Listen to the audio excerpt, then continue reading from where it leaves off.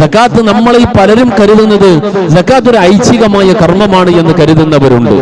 റമദാനിന്റെ അവസാന വെള്ളിയാഴ്ച ഉസ്താദ് പറയുമ്പോൾ പിന്നെ ഓർമ്മ വന്നിട്ട് പിന്നെ എന്തെങ്കിലുമൊക്കെ എടുത്ത് അതിൽ നിന്ന് എന്തെങ്കിലുമൊക്കെ മുമ്പിലെത്തുന്ന ആളുകൾക്കൊക്കെ കൊടുത്തു തീർത്താൽ സക്കാത്ത് കഴിഞ്ഞു എന്ന് മനസ്സിലാക്കുന്ന ആളുകൾ ആ സമൂഹത്തിൽ ഭൂരിപക്ഷവും.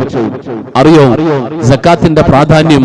പരിശുദ്ധ ദീൻ സക്കാത്തിന് നൽകിയിട്ടുള്ള സ്ഥാനം ഒരു വിശ്വാസി തന്റെ കർമ്മപദത്തിലൂടെ ചെയ്തു തീർക്കേണ്ട ആരാധനകളിൽ പരിശുദ്ധ ദീനുൽ ഇസ്ലാം എണ്ണിയ മൂന്നാമത്തെ അമല് സക്കാത്താണ്. ഇത് കഴിഞ്ഞാണ് നോമ്പ്.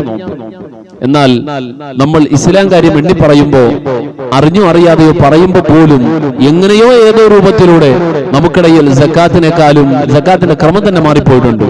കലിമത്തു ഷഹാദ, നമസ്കാരം, നോമ്പ്, സക്കാത്ത്, ഹജ്ജ്, ഇങ്ങനെയാണ് പറയാറല്ലേ? എന്നാൽ ഈ ഇസ്ലാം കാര്യം പഠിപ്പിച്ച പരിശുദ്ധ റസൂലിന്റെ തിരുവചനങ്ങൾ അത് പഠിപ്പിക്കപ്പെട്ട ക്രമം ഇങ്ങനെയല്ല.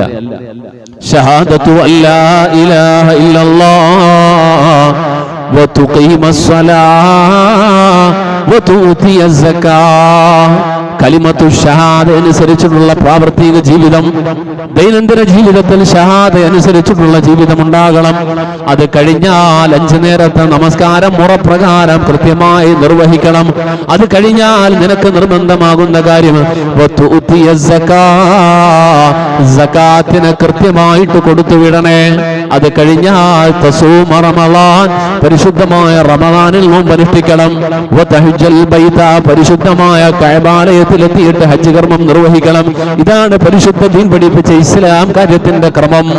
പരിശുദ്ധ ദീനിൽ ഇസ്ലാമിന്റെ അടിസ്ഥാന പ്രമാണമായ വിശുദ്ധ ഖുർആൻ, ആ പുണ്യമായ ഖുർആൻ 28 സ്ഥലങ്ങളിൽ അഖീമുസ് സ്വലാഹ വആതുസ് സക്കാത്ത്, നമസ്കാരത്തിന്റെ ഗൗരവം അറിയുന്നത് കൊണ്ടാ, അതിന്റെ പ്രാധാന്യം ബോധ്യപ്പെടുന്നത് കൊണ്ടാ ബാങ്ക് കേട്ടപ്പോ തന്നെ നമ്മൾ പള്ളിയിലേക്ക് എത്തിയത്. ഇവിടെ അതിനുവേണ്ടി നമ്മൾ താല്പര്യത്തോടെ ഇരിക്കുന്നതെങ്കിൽ ഈ നമസ്കാരത്തിനോടൊപ്പം, നമസ്കാരത്തിന്റെ പ്രാധാന്യത്തോടൊപ്പം അല്ലാഹു ചേർത്ത് പറഞ്ഞ അടുത്ത അമലേതെന്നറിയുമോ? സകാത്ത് കൊടുക്കലാണ്.